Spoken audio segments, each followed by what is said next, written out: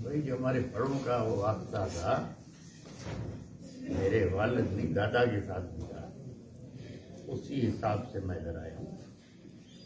और बड़ों का वास्ता जो था वो हम निभा रहे हैं, निभाते रहेंगे इंशाअल्लाह। हमारी भी औलाद निभाएगी, खुदा अच्छा करेगा। बाकी बलूचिस्तान में गया, काफ़ी जगहों पे वहाँ लोगों से बात हुई, औरतें भी उनके घर की आई,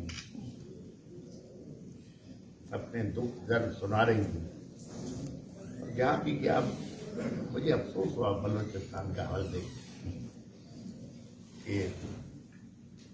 पीने का पानी तो अपनी जगह, कितनी जगह पे गुस्ल करने का पानी नहीं।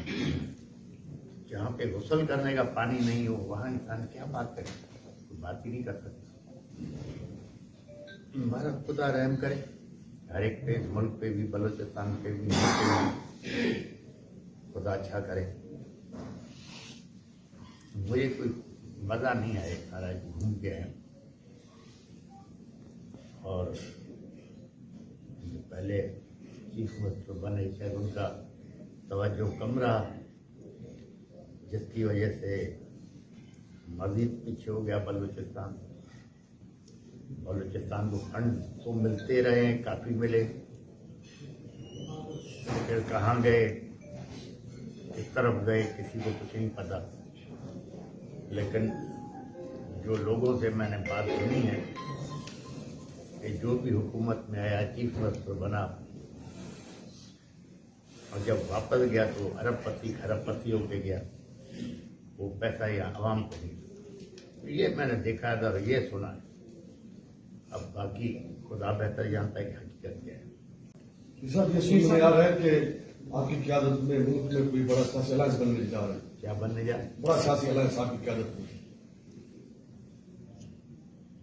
मेरी क़यादत में तो बहुत GDA चल रहा है जी।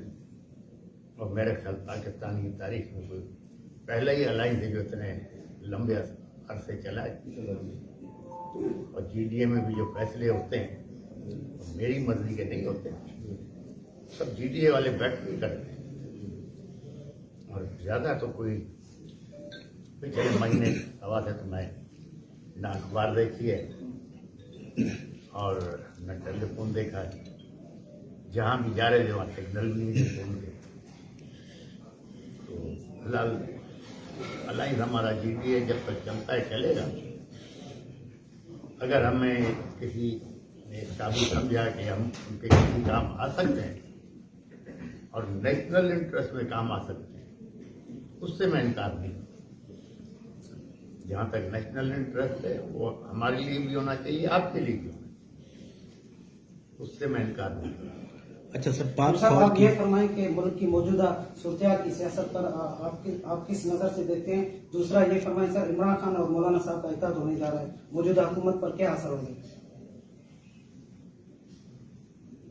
अपने ये हुकूमत के बारे में अब मैं आपकी आंखें बंद कर दूं, पाँव बांध दूं, आपको बोलो चलो, चल के दिखाओ मुझे।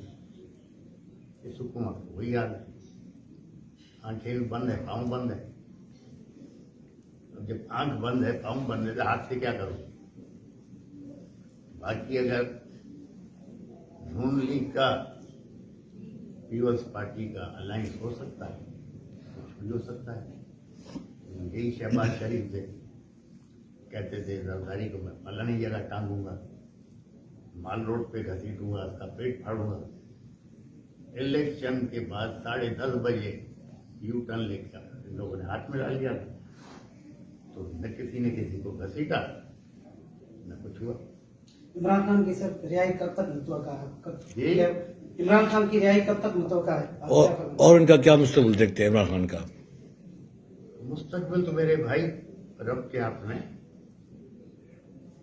मियाँ साहब को भी तो सजा हुई थी ना, कितने साल हुई, बाहर चला गया, वापस आ गया, प्राइम मिनिस्टर बना, फिर चला गया।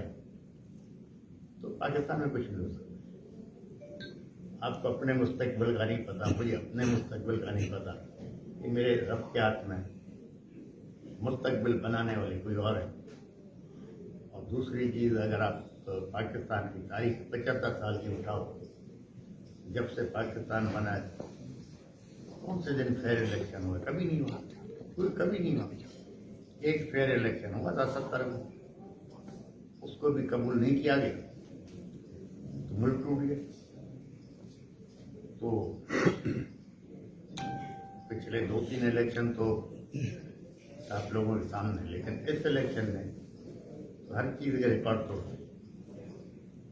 तो इसी तरह गाड़ी चल रही है और हम किसी औहदे के ख्वाहिशमंद है नहीं, इसलिए आराम से बैठे, आराम से बैठे। ठीक है जी रहम करेगा, पूरे मुल्क पे करेगा भाई, हर एक पे करेगा। आप लोग भी दुआ करें, खुदा अच्छा करेगा।